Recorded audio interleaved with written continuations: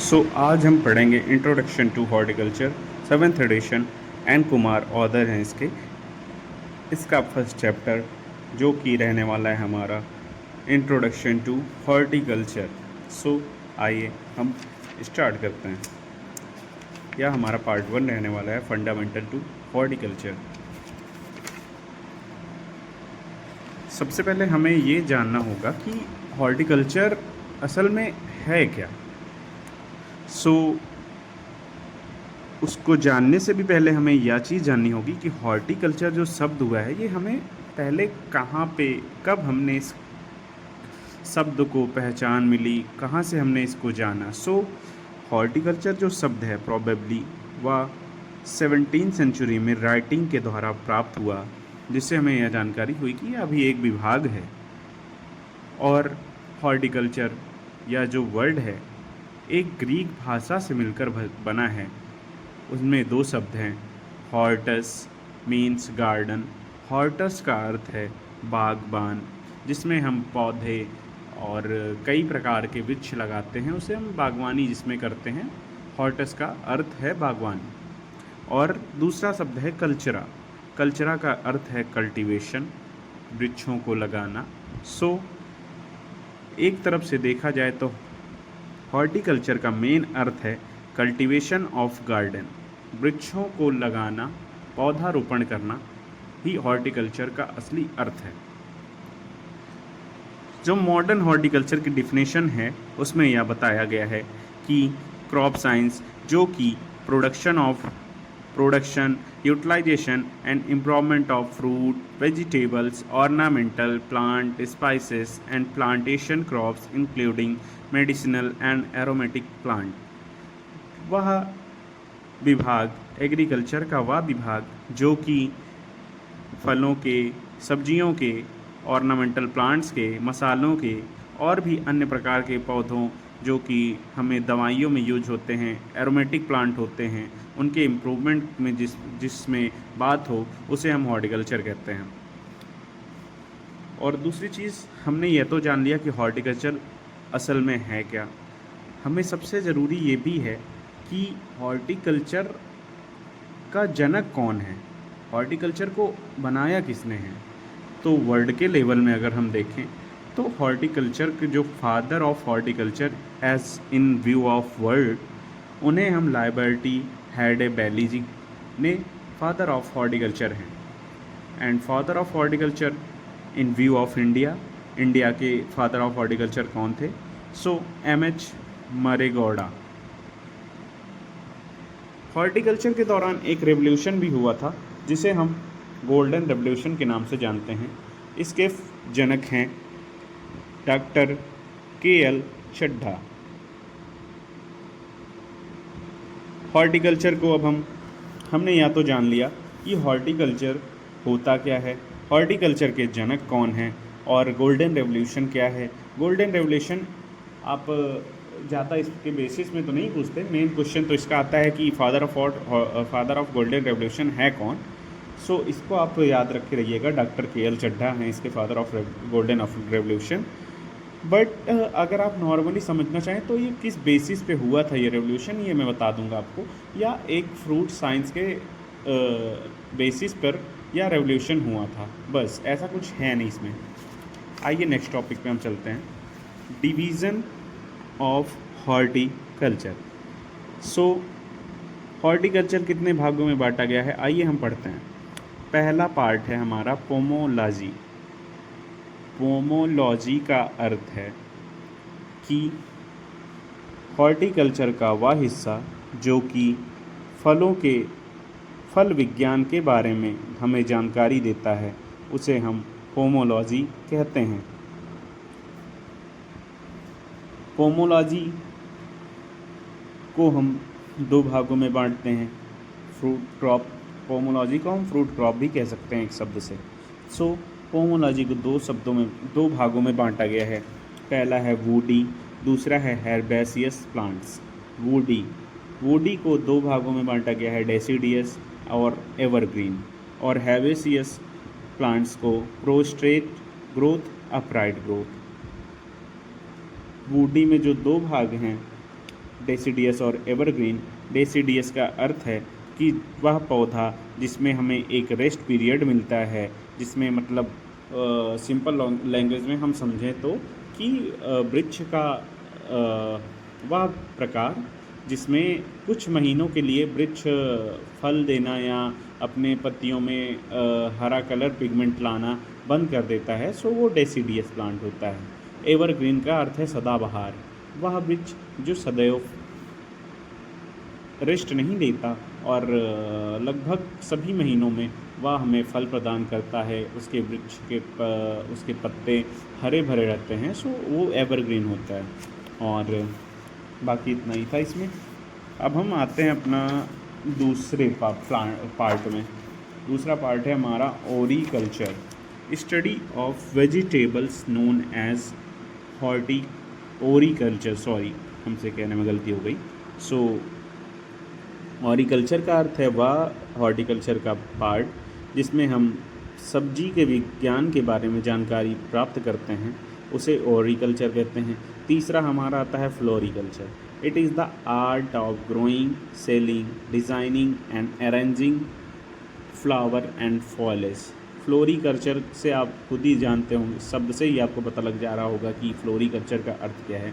तो फूलों के विज्ञान के बारे में कि फूल design, selling, arranging of flower and foliage plants, मतलब फूल के पौधों को अरेंजिंग करना, सेलिंग करना, ग्रोइंग करना, डिज़ाइनिंग देना, अरेंजिंग फलों को अरेंज करना, इन सब को हम फ्लोरिकल्चर करते हैं। फ्लोरिकल्चर के 4 हिस्से हैं: commercial floriculture, arboriculture, landscape gardening, ornamental floriculture और गार्डनिंग। ये हमें इतना भी इम्पोर्टेंट नहीं है कि हम इसको चारों के बारे में पढ़ें, सो इतना ही हमारे लिए इम्पोर्टेंट था। चौथा हिस्सा है spices plantation crop, aromatic and medicinal. इसमें आमतौर पर आप जान लो, इसका तो एक पार्ट आपको टोटल तो पढ़ना ही होगा, तो अभी ऊपर ऊपर से आप पढ़ लो कि स्पाइसेस आपको दिख रहा है। स्पाइसेस का अर्थ है पहली बात मसाला। प्लांटेशन क्रॉप का अर्थ है वह वृक्ष जो हम शो के लिए लगाते हैं, जैसे अपने गार्डन्स में, सो वो हो गया प्लांटेशन क्रॉप। एरोमेटिक सुगंध के लिए। मेडिसिनल प्लांट जो दवाइयों के पर्पज़ में यूज़ लेते हैं, नीम हो गया, तुलसी हो गई, अश्वगंधा हो गया, ये सब प्लांट हो गए। सो इसमें यही बताया गया है, इतना आपको इसमें डिटेल में पढ़ने के लिए नहीं है। और इम्पोर्टेंस ऑफ हॉर्टिकल्चर है, तो इतना बढ़ा मैं आपको पढ़ने को नहीं बोलूँगा इस बुक से। सो आपको मैं कुछ इसमें कट करके जो इम्पोर्टेंट फैक्ट है वो रखा हूँ। सो आप इसमें के 5 पॉइंट अगर याद कर लेंगे तो बहुत है, इनफ है आपके लिए। सो पहला पॉइंट है horticultural crop contribute in national income. इसका अर्थ क्या है? जो हॉर्टिकल्चरल क्रॉप, आपको मैं एग्जांपल देता हूँ, जैसे कि हमारे देश में सबसे मतलब जहाँ से मैं ही हूँ, मैं वहाँ का एग्जांपल देता हूँ आपको। काफ़ी लोग होंगे उत्तर प्रदेश से, तो आम का सीज़न जैसे अभी चल रहा है, आम किसान उगाते हैं। एक वृक्ष में मान के चलिए आप ये एग्ज़ाम्पल लीजिए, 100 रुपये किलो आम का रेट चल रहा है मार्केट में। 1 किलो आम में ज़्यादा से ज़्यादा 4 या 5 आम चढ़ते होंगे नॉर्मल साइज़ के। सो आप ये अंदाज़ा लगाइए कि एक पेड़ में कितने ही आम लगते होंगे, नॉट काउंटेबल। तब भी एक रेंज हम लगाते हैं, मान के चलिए 100, हमको कितना फ़ायदा होगा आप ये चेक करिए। दूसरी चीज़, जो फल हमारे कंट्री से एक्सपोर्ट होते हैं किसी अन्य कंट्रियों में, सो फ़ायदा हमारा क्या रहता है? जैसे इसमें दिखाया भी गया है, फ्रूट का जो एक्सपोर्ट होता है बाहर 143.70, मतलब एक पेड़ को हम, ठीक है शुरुआती दौर में हमें थोड़ा सा कॉस्टली लगता है कि हम पेड़ लगा रहे हैं और कुछ भी, आप इसमें देखिए फ़ायदा कितना है। तो इसका अर्थ यही है कि या क्रॉप्स नेशनल इनकम मतलब राष्ट्रीय आय में भी हमारी सहायता करते हैं। दूसरा है it provide calcium, iron, vitamin and others mineral. फलों में आप ये देखिए, जैसे सेब लगा वृक्ष में, सेब के अंदर पौधों के द्वारा न्यूट्रिएंट्स आ रहे हैं, सनलाइट के द्वारा मिनरल्स आ रहे हैं, काफ़ी प्रकार के आयरन्स, मिनरल्स, कैल्शियम, जो कि हम सिर्फ हमें फल के द्वारा प्राप्त होते हैं। सो ये इसलिए भी इम्पोर्टेंट है क्योंकि ये हमें important minerals, calcium, iron, vitamins, काफ़ी चीज़ें प्रदान करता है। थर्ड पॉइंट है it generate more employment opportunities. यह पॉइंट आपको नेक्स्ट पेज में मिलेगा। हाँ, आपको दिखाता हूँ, एक मिनट। हाँ, ऐसा इधर है। फोर्थ पॉइंट में आप पढ़िएगा, ये बहुत ही इम्पॉर्टेंट है। Horticulture crop generate more employment opportunities. इसका अर्थ है कि आप एग्ज़ाम्पल लो कि जैसे आपके पास 2 बीघे खेत है, घर पे आप 2 लोग हो। सो 2 बीघे खेत की क्रॉपिंग करना, प्लांटेशन करना, जो भी आप क्रॉप यील्ड को लगाते हो अपने उस प्रॉपर फील्ड में, 1 बीघे की जो 2 बीघे की है, सो आपको विल पावर की ज़रूरत पड़ेगी। विल पावर का मतलब है कि गांव में हमारे पास जब खेत होते हैं तो हम, पहली बात तो हम खुद भी किसान हैं, तो मैं we not discussing about, so we all are farmers. So हमें एक तरफ से विल पावर की ज़रूरत तो होगी, तो हम किसी भी किसान को जब अपने खेत में प्लांटेशन, क्रॉपिंग करने के लिए बुलाते हैं, सो हम फ्री में तो उनको बुलाएंगे नहीं, कुछ तो पैसा देना पड़ेगा। तो रोज़गार किसका बढ़ा? लोगों का। किसकी वजह से बढ़ा? इन क्रॉप की वजह से, जो कि हम अपने फील्ड में उगाएंगे। रोज़गार किसकी वजह से बढ़ रहा है? क्रॉप्स की वजह से। सो इसमें यही लिखा गया है नॉर्मली कि horticultural crops generate more employment opportunities, यही लिखा गया है, स्पेशली इन रूरल सेक्टर। आपको बताया ना, अभी एग्जांपल दिया, गांव में सबसे ज़्यादा एम्प्लॉयमेंट अपॉर्चुनिटीज़ मिलती हैं किसानों को। आप एग्जांपल ले लो, आप अपने गाँव खेत में चावल लगवा रहे हो, तो कितने लोगों को आप बुआई करने के लिए बुलाते हो कि नहीं बुलाते? पैसा देकर ही बुलाते हो ना, 400, 500, 600 जो भी होगा आपका। सो मेन इसका बताने का अर्थ यही है कि एम्प्लॉयमेंट मिलता है। 5वां पॉइंट है आपका it have more calorific value. फल, हॉर्टिकल्चर क्रॉप्स में सबसे ज़्यादा कैलोरी मिलती है हमको, कैलोरीफिक वैल्यू इसकी सबसे ज़्यादा हाई रहती है। नेक्स्ट पॉइंट है it is the part of social importance के हिसाब से देखें तो यह एक सिविलाइजेशन का हिस्सा है। सिविलाइजेशन का हिस्सा आप देखो, जैसे कि हम फ्लोरिकल्चर में फ्लावर, इसमें लिखा भी गया है, floriculture are being, flowers are being used for worshipping gods in temple. So आप ये देखो कि हॉर्टिकल्चर का यूज़ हम टेम्पल तक में कर रहे हैं, एक सोशल इम्पोर्टेंस भी है इसका। यही बताया गया इसमें कि आप फूल चढ़ाते हो भगवान को, तो वो फूल किसका हिस्सा है? हॉर्टिकल्चर का हिस्सा है ना, फ्लोरिकल्चर में आता है।